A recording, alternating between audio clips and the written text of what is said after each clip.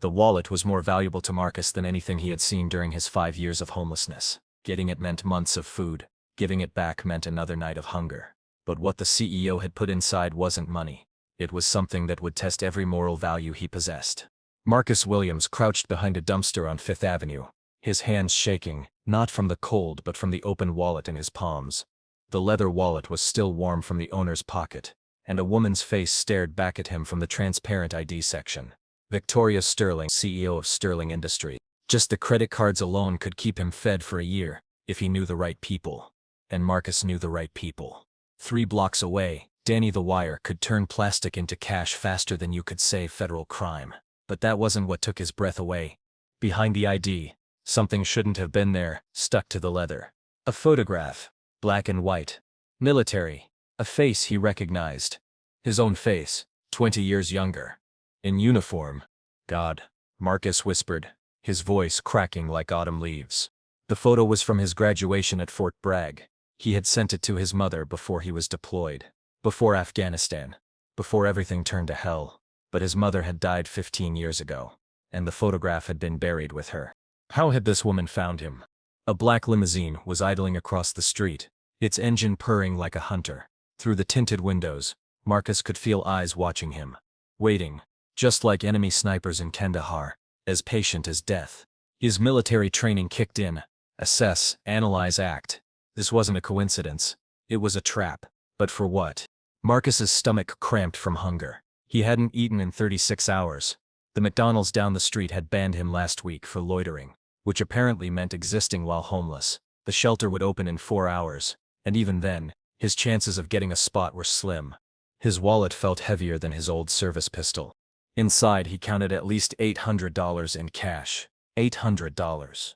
That was 3 months of survival. Medicine for his infected leg wound. Real food instead of scraps from trash cans. Maybe a motel room where he could take a shower and remember what it was like to be human. But there was more beneath the money. A letter. Sealed. His name written in elegant handwriting on the envelope. Marcus Williams, open only after you've made your decision. He held it in his trembling hands, holding it up to the streetlight. The paper was expensive. Thick. The kind the wealthy used for important things.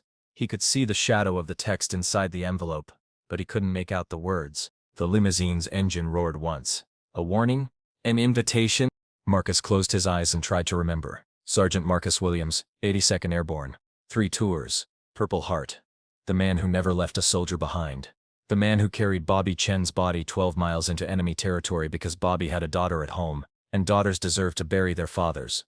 That man would have returned the wallet. But that man had died somewhere between the VA hospital's denial letters and his 3rd discharge notice.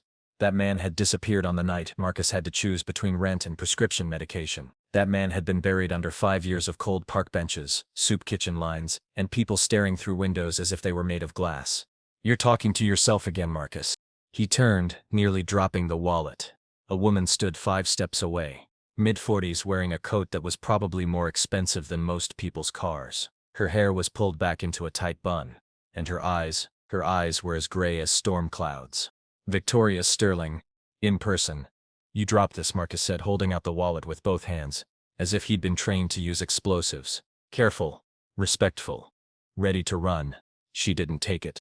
Did I drop it? She asked, tilting her head. Or did I leave it exactly where I wanted it? The words hit Marcus like shrapnel. This was a test, but what kind? And why her? I don't understand, he said, even though he understood perfectly well. Rich people didn't walk through this neighborhood at 11 p.m. Rich people didn't lose $1,000 wallets behind dumpsters. Rich people didn't carry photos of homeless veterans in their bags. No, said Victoria, approaching him. I don't think you understand. Not yet. She reached into her coat and pulled out a second envelope. This one was smaller, cream-colored, with a wax seal that caught the streetlight like a small flame. You have a choice, Marcus. You can take my wallet. You can take the money. You can use those credit cards before I cancel them. You can go back to wherever you came from. Or, she lifted the envelope. You can give me back what's mine, take what's yours, and find out why I've been looking for you for 6 months. 6 months. The words echoed in Marcus's head like gunshots. 6 months ago he had been sleeping in Riverside Park, invisible to everyone except the pigeons and the police who had driven him away every morning. How could this woman be looking for him? What's in the envelope? He asked. Victoria's smile was as sharp as the winter wind. Your past. And probably your future. But only if you prove you're still the man I think you are. The limousine honked once. Short. Impatient. Time's up, Sergeant, said Victoria, and Marcus's blood turned to ice water. No one had called him Sergeant in 5 years. No one knew about his service except the VA doctors who told him there was no problem he couldn't solve with a job and a change of attitude. How? Do I know? Victoria finished. I know a lot, Marcus. I know you saved 16 men in Kandahar province. I know you carried Bobby Chen's body 12 miles because you don't leave soldiers behind. I know you were honorably discharged with commendations. And I know the system failed you so badly that you ended up living behind dumpsters. Each word was like a bullet, precise and devastating. But what I don't know, she continued, is whether that honor survived. Whether the man who wouldn't abandon his brothers would steal from a stranger. Whether Marcus Williams still exists, or if this is all that's left. He pointed to his torn jacket, his unwashed hair, his broken sneakers held together with tape. This shell. Marcus looked at the wallet in his hands. $800. Food. Shelter. Medicine. Survival. Then he looked at Victoria Sterling, the mysterious woman who knew things she shouldn't, carrying pieces of her life in her bag like puzzle pieces. What happens if I give it back? He asked. Then you'll find out what's in the envelope. And if I don't? Victoria's expression softened for a moment. Then you'll confirm what everyone already believes about people like you. That you're broken, worthless, that you deserve exactly what you have. The words should have hurt. They should have made her angry. But Marcus had heard them so many times from social workers, employers, his own reflection in store windows, that they just felt true. Except for one thing. Bobby Chen's daughter, Maria. She had written him letters for 3 years after her father's funeral. Thank you letters. Letters about school. About boys. About her dreams of becoming a doctor. Letters saying that every time her father called home he talked about Marcus, calling him the most honorable man I've ever known. Maria Chen thought he was valuable. Maybe that was enough. Marcus extended his wallet with steady hands. This is yours. Victoria took it, her fingers brushing his for a moment. His skin was warm, human, not the icy perfection she had expected. Thank you, she said, her voice holding something, surprise. Relief, making her wonder if she had expected Marcus to actually give it back. He handed her the envelope. What's inside? She asked again. Open it and find out. Marcus broke the wax seal. Inside was a single sheet of paper and a key. The paper bore the same elegant handwriting, with an address written on it. 127 Oak Street, apartment 4. What is this? Your test results, Victoria said. You passed. The limousine pulled up to the curb, its door swinging open like a mouth. Get in, Marcus. We have a lot to talk about. Marcus looked at the open car door. At Victoria Sterling, who somehow knew his entire life story, at the key in his hand, which felt like it weighed 1,000 pounds. What happens if I say no? Victoria paused halfway into the limousine. Then you go back to the dumpster. And tomorrow someone else will find a wallet with your photo in it. And I'll keep looking until I find someone who passes the test. What test? The test to see if you can survive the hell of your honor, she said. You just proved you can. The door closed. The limousine drove away. And Marcus Williams was left alone on 5th Avenue, holding the key to an address he'd never seen before, wondering if he'd saved his life or walked into a trap that would destroy what was left of it. But for the first time in 5 years, he wasn't thinking about where he'd sleep that night. He was thinking about Bobby Chen's daughter, the doctor he wanted to be, and the honor that had just refused to let him die. Chapter 2. The address took Marcus to a part of the city he'd never seen before. Not the glittering downtown where he'd begged for money, nor the industrial wasteland where he usually slept. It was somewhere in between, clean but not pristine, safe but not sterile. 2047 Oak Street was a modest brick building, 4 stories high with window boxes filled with real flowers. Real flowers, not the plastic kind that adorn homeless shelters. Marcus stood across the street for 20 minutes, watching. Old habits from Afghanistan: never enter a building without surveying it first. Never trust anything that looks too good to be true. But his leg was throbbing, and the October wind was blowing through his jacket like tissue paper. Whatever this was, a trap, help, or a miracle, it had to be better than spending another night in the park. The key fit perfectly. The 4B apartment was on the top floor. Marcus climbed the stairs slowly, his infected legs screaming with every step. The hallway smelled of coffee and laundry detergent instead of urine and despair. It was an improvement. He opened the door and stepped inside. The apartment was small but clean. 1 bedroom, 1 bathroom, a kitchen with real appliances that seemed to work. The refrigerator hummed quietly, and through the window Marcus could see the fire escape leading up to the roof. Always have an exit strategy. There was another envelope on the kitchen table. It was manila-colored, thick, with his name printed in block letters on the front. Next to it was a new cell phone, still in its box, and a stack of papers held down by a coffee cup. Marcus opened the envelope first. Inside were documents, letterhead, signatures, and official-looking documents of the kind that usually meant bad news for people like him. But these weren't eviction notices or court summonses. They were medical records. His medical records. From the VA hospital, the clinic downtown, the emergency room visits. When his leg was so infected he thought he might die behind a 7-Eleven. Someone had been tracking his health for months. Under the medical records was a psychological evaluation, pages upon pages of analysis about PTSD, depression, survivor guilt, technical terms for the nightmares that woke him screaming Bobby Chen's name, clinical definitions of the panic attacks he had when helicopters flew overhead. At the bottom of the report, someone had written in red ink, treatable with proper care and stable housing. Treatable. Marcus had seen dozens of VA doctors who told him to hang in there, find a job, or stop making excuses. But this report said something different. This report said he wasn't broken beyond repair. His hands trembled as he opened the phone box. The phone was already activated, and there was only one number programmed in the contacts, Victoria Sterling. He called. "I was wondering when you'd call." Victoria's voice was calm, professional, but there was something beneath it. Tense, maybe. "What is this?" Marcus asked, looking at the apartment, which seemed too dreamlike to be real. "It's a job interview," Victoria said. "The apartment is yours for 30 days. Enough time to get clean, get healthy, and decide if you want to work for me." "Work for you?" Marcus laughed, but there was no humor in it. "Ma'am, I haven't worked in 5 years. I can barely walk without dying on the stairs. What kind of job could I do for a CEO?" "The same job you did in Afghanistan," Victoria said quietly. "Protect people." The words hit Marcus like cold water. "I don't understand." "My daughter, Marcus. Someone wants to kill my daughter." The line was silent, except for Marcus's breathing and the sound of his heart beating against his ribs. "I have a 17-year-old daughter named Sarah," Victoria continued. "She goes to Riverside Prep. She takes the subway home every day at 3:15 p.m. She sits in the same place, gets off at the same stop, and walks home to our house on the same route." Marcus could now hear the fear in her voice, raw and unmasked. 3 weeks ago, I started receiving letters. Photos of Sarah taken while she was walking to school. Sarah sitting in cafes. Sarah sleeping in her bedroom. And messages. Specific messages about what they were going to do to her. "Did you call the police?" Victoria's laughter was bitter. "I'm worth $800 million, Marcus. Half the police department works security for my company. The other half thinks rich people's problems aren't real problems. They assigned a detective who sees this as a rite of passage for young officers." "Why me?" Marcus asked, beginning to understand. "You can get real security. Professional bodyguards." "I tried.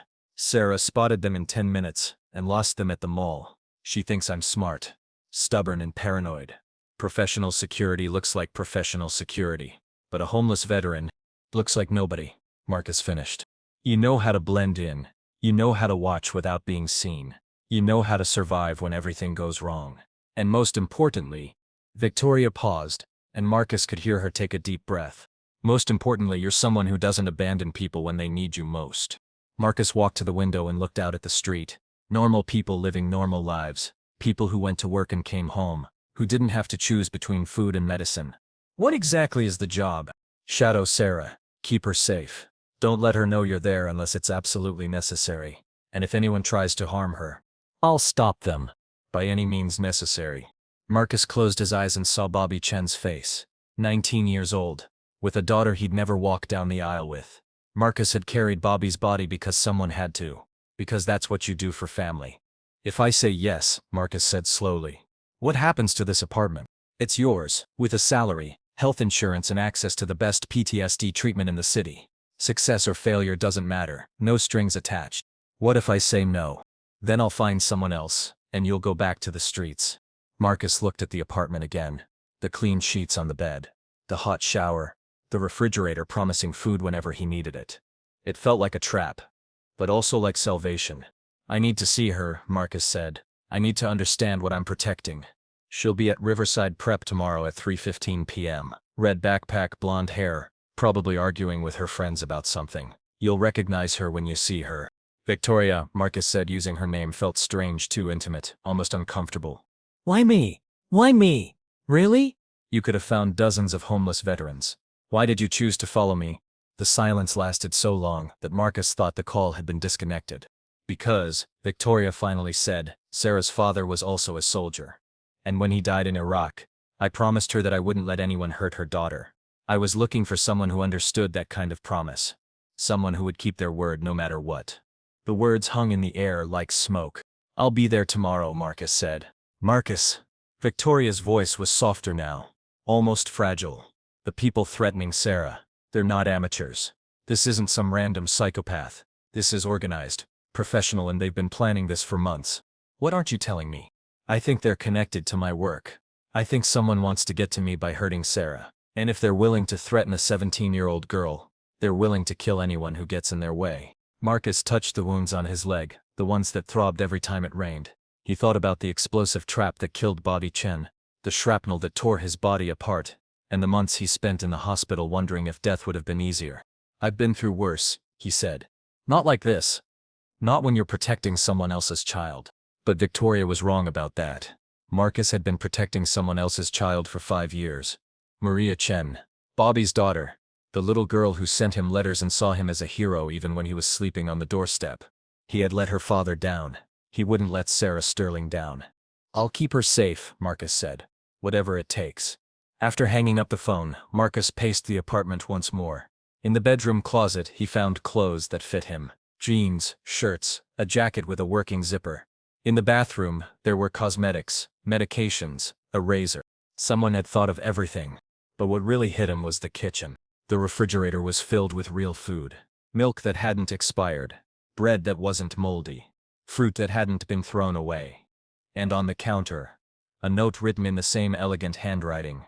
The most important battles aren't fought on foreign soil. They're fought in the hearts of those who refuse to give up.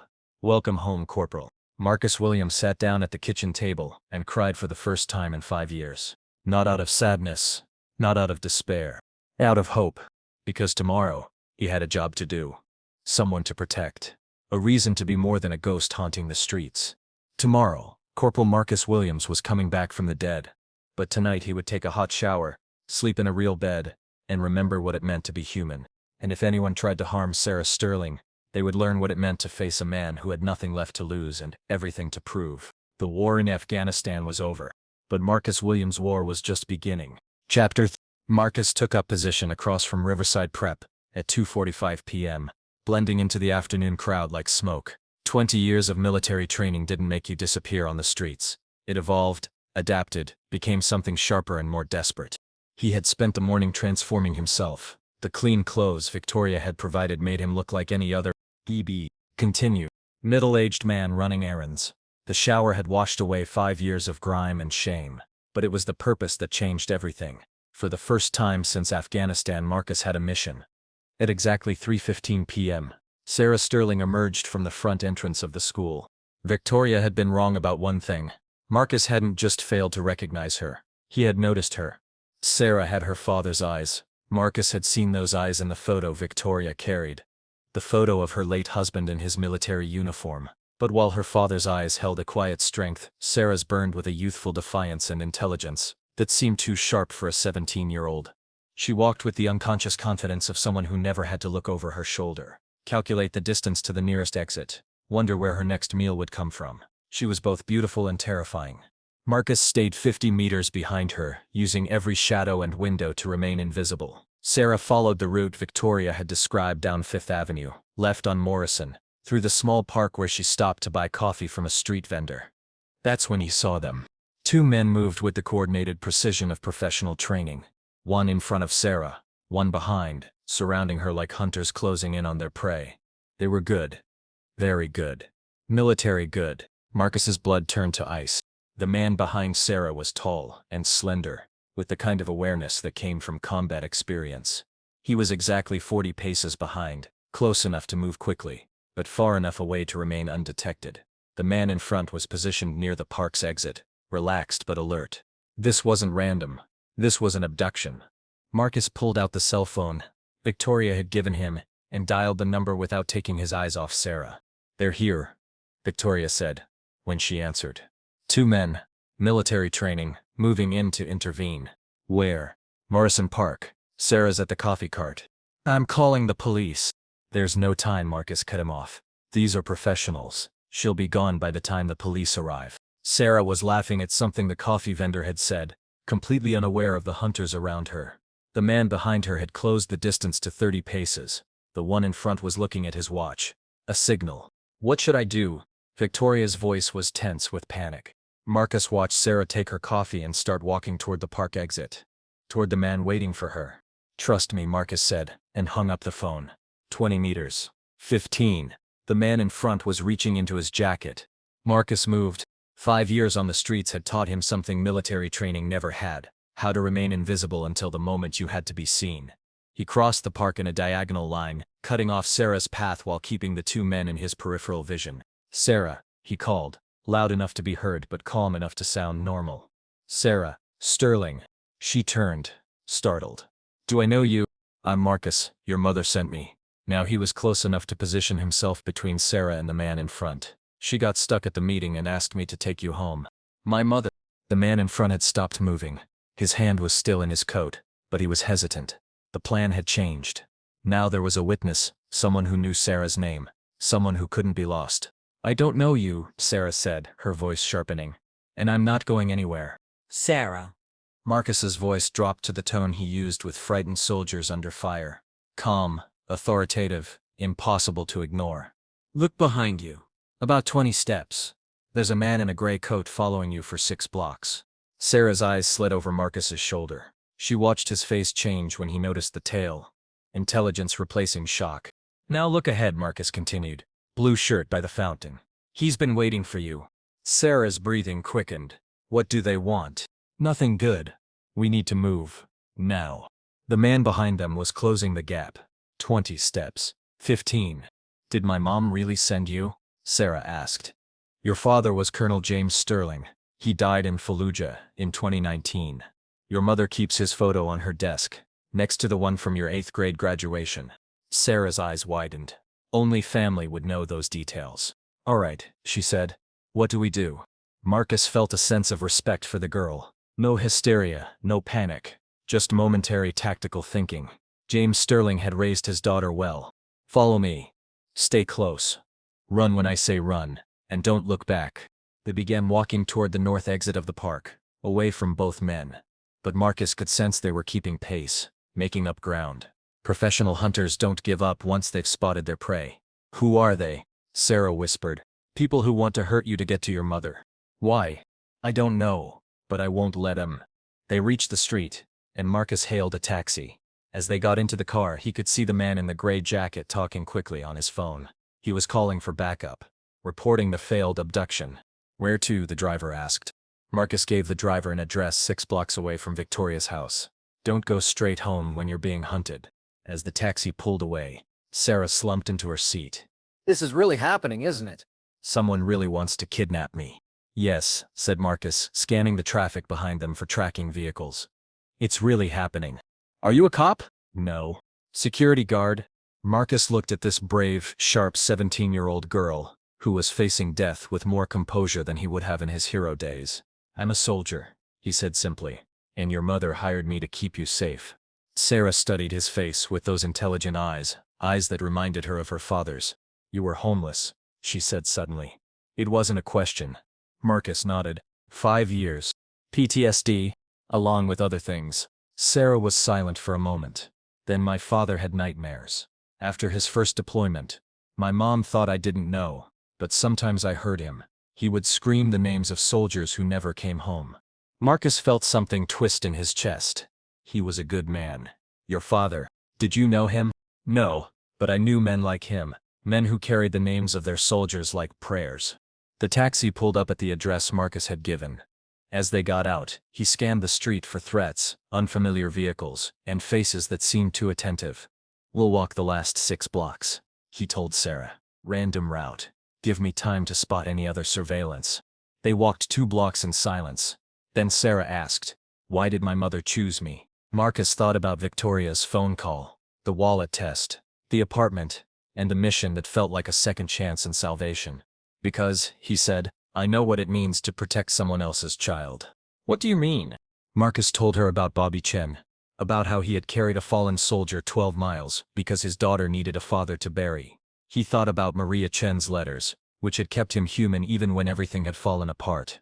"I couldn't save his father," Marcus finished, "but I can save you." Sarah stopped walking. "You didn't let him down," she said firmly. "You brought him home. That's not failure, that's honor." The words hit Marcus like a physical blow. This 17-year-old girl had understood something that VA doctors, social workers, and 5 years of self-loathing had missed. He hadn't let Bobby Chen down.